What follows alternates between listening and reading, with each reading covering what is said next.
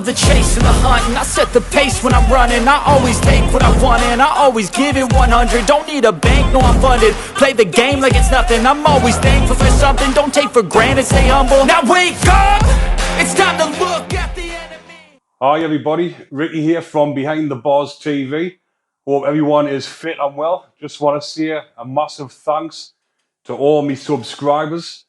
It's over 21,000 now, which is going up really well, so I'm extremely happy about that. So thanks for your continuing support.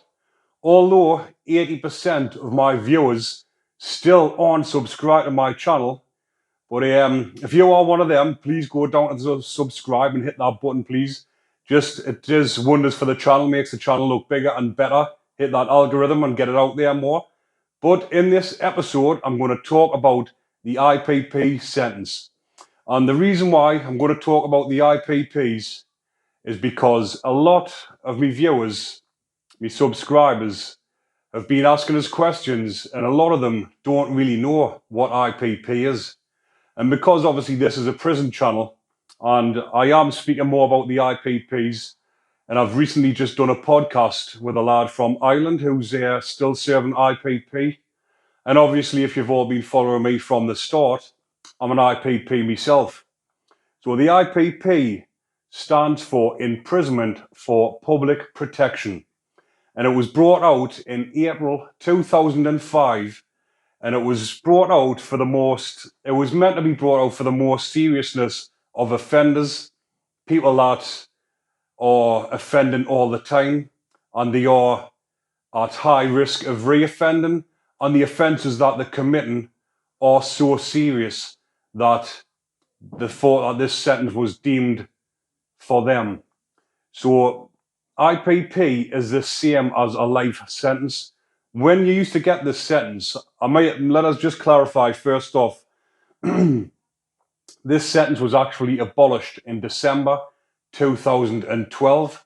And the reason why it was abolished was because it was deemed inhumane. And the thought that this sentence should no longer be enforced because of the conditions that are set out for the people serving the IPP. And it was proven that it wasn't working and it was clogging the system up. So IPP is the same, like I've mentioned, as a life sentence. It stays with you for the rest of your life or until the parole board think you're deemed to no longer have this sentence. So if you've been out in the community for 10 years without any trouble, without ever getting back into trouble with the police or recalled back to prison, then you can have this sentence removed completely, so you're no longer on this. And there is a small number that I do personally know two friends that I was in Franklin with serving this sentence who have actually had it terminated completely, so they're no longer on it.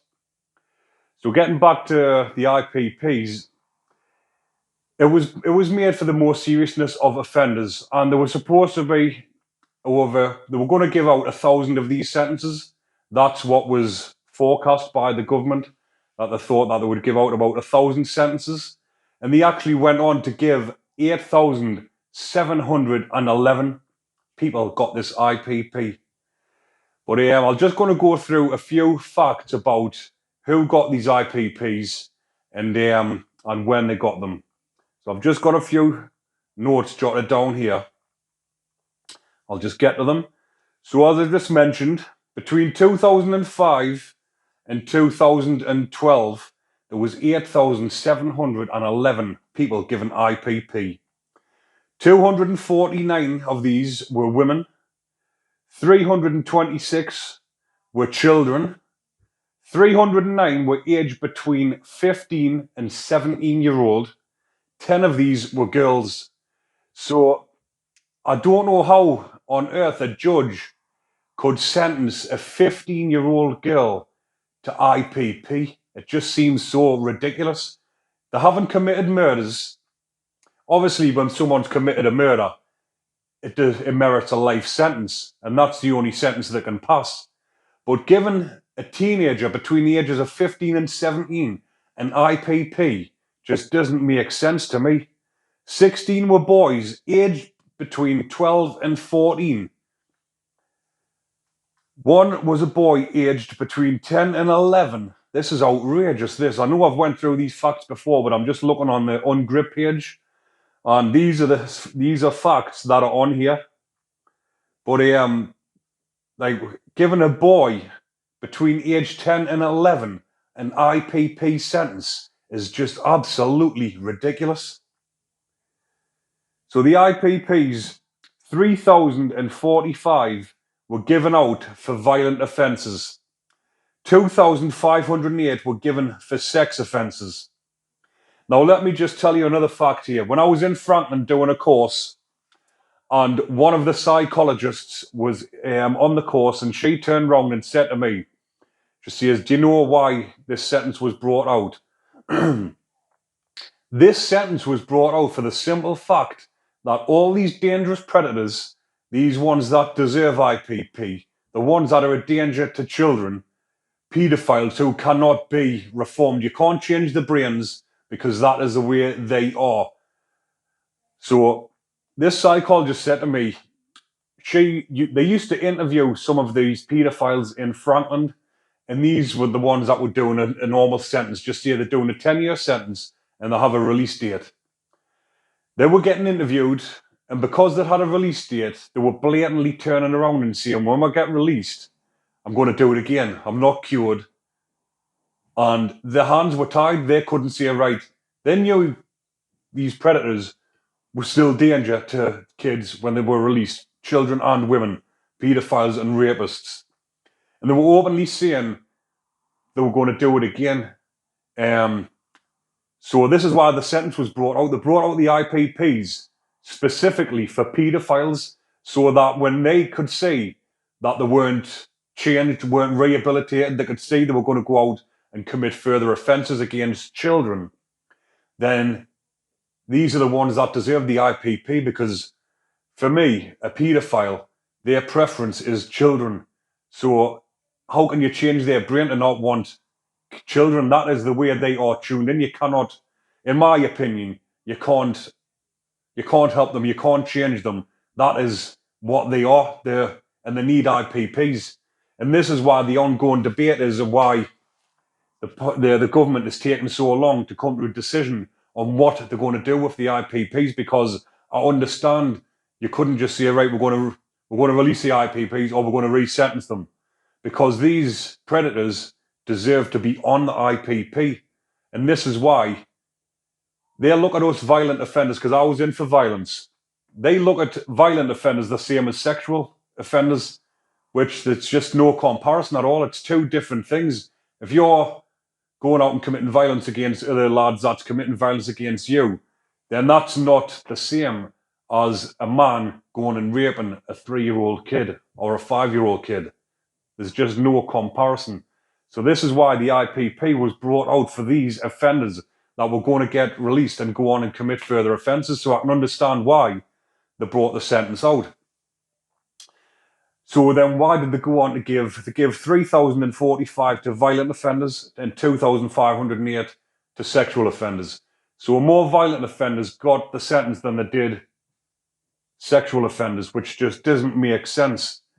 There was 1,800 given out for robbery offences, 448 were given for fire setting offences, 355 were given for other unspecified offences, 332 were given out for acquisitive offences, and 226 were given for weapons offences, 11 were given for drug offences, and around 70 people were given an IPP sentence for offences where a life sentence is not available today, even as the maximum penalty. So 11 people were given IPP for drug offences. So you're being given a life sentence because you've been caught with drugs or supplying drugs. And 226 were given for weapons offences. So this is probably people that have been caught with a gun, and they've went on to get an IPP, a life sentence. Where normally, if you get caught with a banned firearm, it's a starting sentence of around 5 years. And I was in Home House recently with a lad that got caught with a Mach 10 machine gun, and he was serving 9.5 years. So 226 people were given IPP for carrying the weapons, and it's obviously been because of carrying guns. But I just can't see why some of these sentences were given out.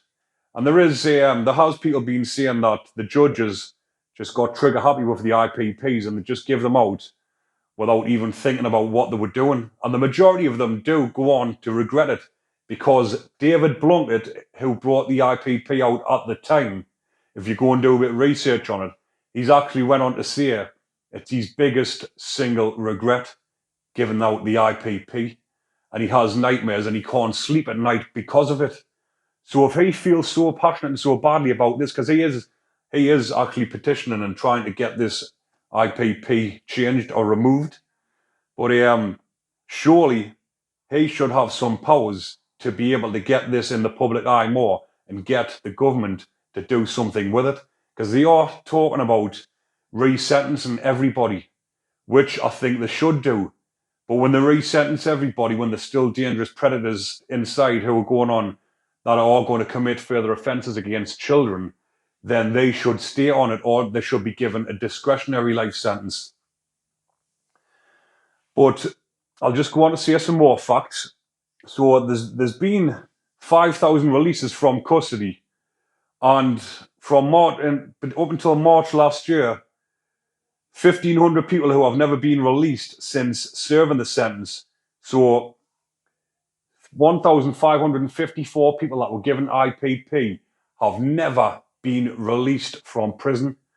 And some of these people, I just watched a podcast the other day about some lass who's talking about her brother who's been in for 18 years on a 2-year IPP sentence. So he was given 2-year IPP. I can't remember the age he was, around about 19, 20. And it was for violence, fighting, but he was fighting with another lad. It wasn't like wasn't as if he just went and picked on an innocent member of the public, which would be different. It's somebody else, like-minded lad, who he's been fighting with, and the fight got out of control. He's gotten the better of the lad, and I don't know if he used a weapon or a bottle or something similar, but then he's went on to get IPP, and he's suffering mental health problems whilst he's in prison, and 18 years later, he's still in prison. So how can you justify that? You can't comprehend it. 18 years for having a fight in the street with another lad who was fighting back with you. It just doesn't make sense. But the reason why he'll have been in for 18 years, because obviously I'm IPP myself and I know how the system works, and I was lucky enough to get out on my second parole. The first one was deferred, it didn't go ahead. And the second one, which was a year later, I actually got out because I was doing a 4-year tariff and I had enough time. I'd done the courses I needed to do, and I kept my head down in the last few years of my sentence. So when I come up for my parole, I got released. But some of the lads that have got mental health problems, they can't help some of the actions that they do sometimes, or they turn to drugs because they can't cope. And these reasons are the ones that are keeping them from getting released back into the society.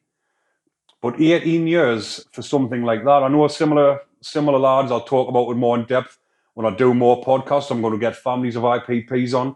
There's a lad up in Newcastle, I've mentioned him before. I think he's been in about 18 years, and it was a street robbery against another young lad the same age as him. And 17-year-old he was when he went in, 18 years later, and he's still in prison. But then you get these people that have committed murders, they've raped women and children, and they get released. People have been released after 14 years for killings, for murders, and then you get someone in for a street robbery, he's in for 18 years. So how can you justify that? You just cannot.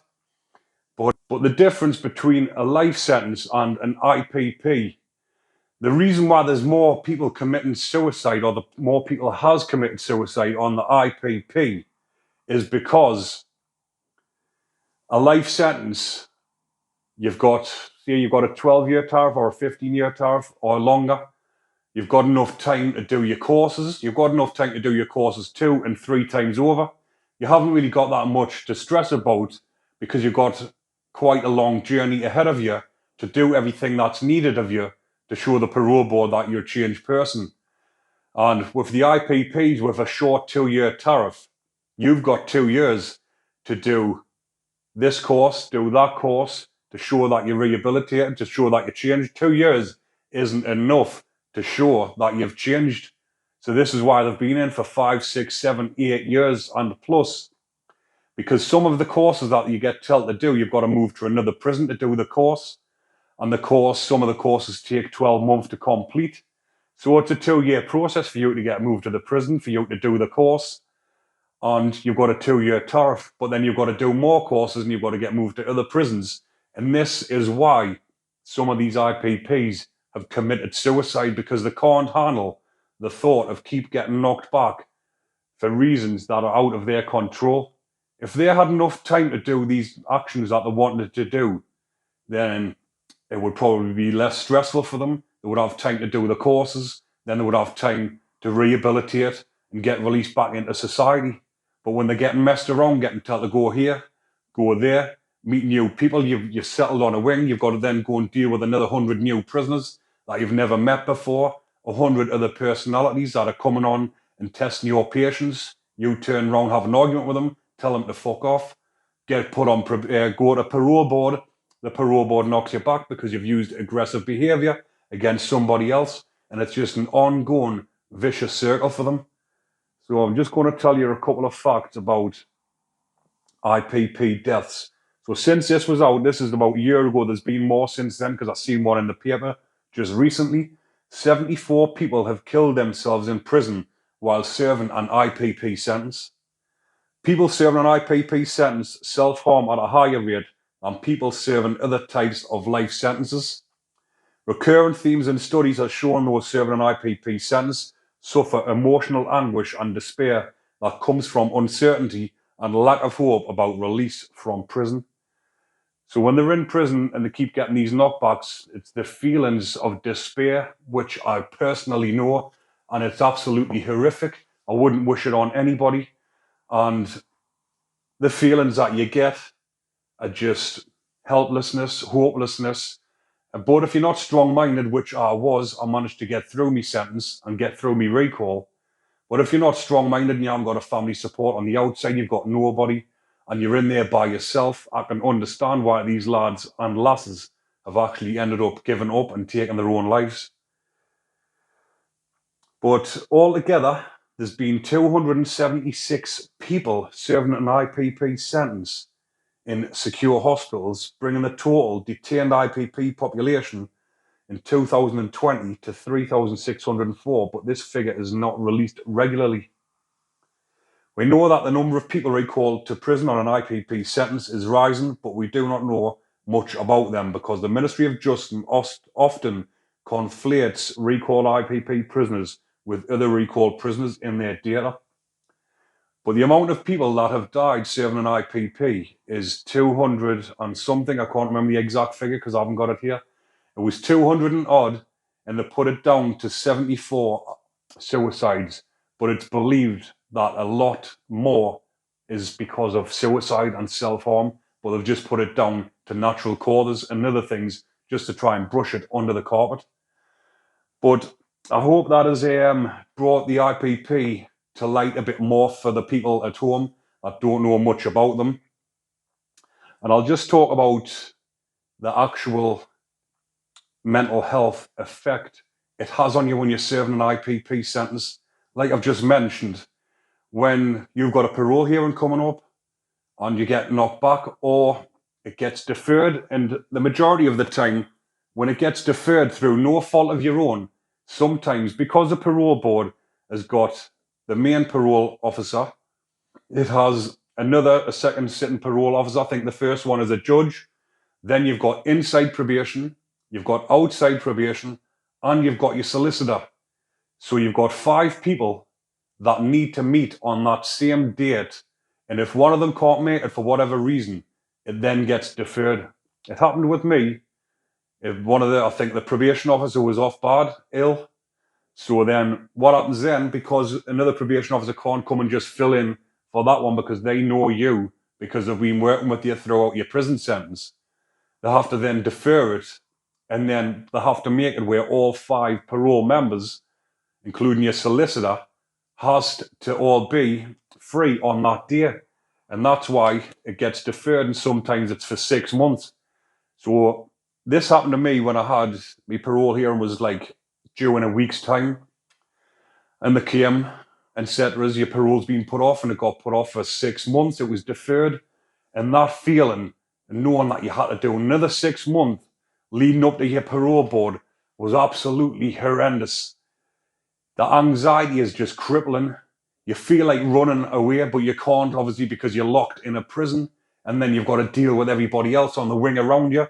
And this is how hard it can be, dealing with this sentence.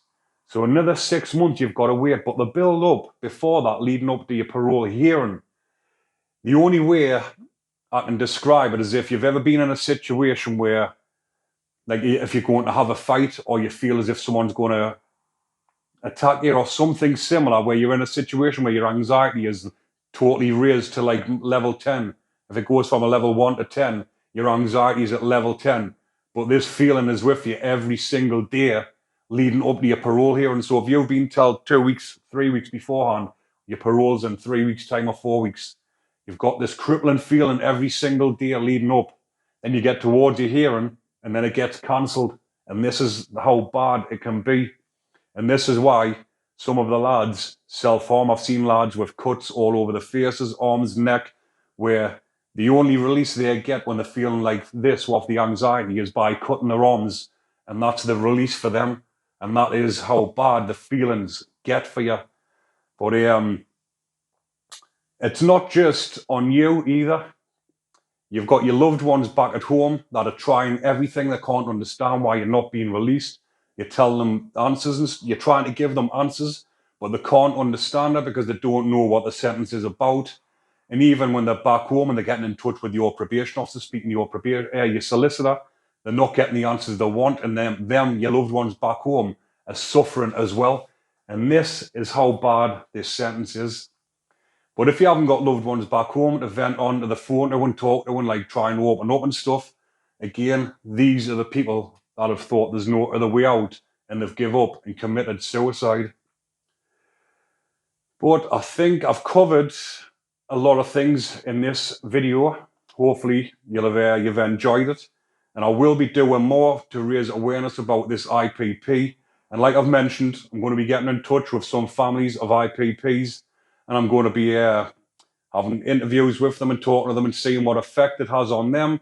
But if you look back through my previous videos, if you go to my playlist section, I've just done a podcast, like I mentioned, at the weekend there with Dubzino, also known as Dino from Ireland, and he's serving IPP, and he talks about the IPP sentence. And then if you also look further down, I've done a podcast with my wife, and she's talking about the effect that it had on her. Go and give it a listen, people. It's an interesting watch. But again, if you are enjoying the content, remember to like and subscribe. But enjoy the rest of your day, people. Take care.